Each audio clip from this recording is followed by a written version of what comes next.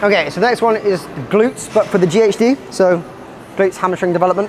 To start with, when you come up to it, you want to make sure that it is hip height. So when I'm coming over it, I've got full range of motion. You know, it's not gonna restrict me. It's not too high. I want it to be underneath my waist and hip as I come down. The difference between this and the lower back one is I need you to round. Okay.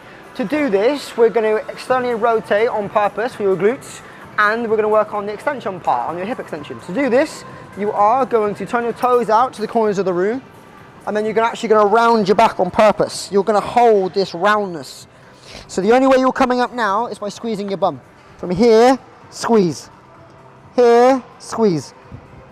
And you're going to stay rounded the whole time. Of course, you can hold a plate. That will make things harder. The question is now is why would you use this as opposed to just doing a hamstring stretch or a hamstring or an RDL to get the same motion? The reason being is at the moment, when I'm at the top, if I'm doing an RDL at my highest, I don't have no tension. When I'm at my lowest, I have maximum tension. This is the complete opposite. Because it's flipped this way, gravity works differently on your muscles.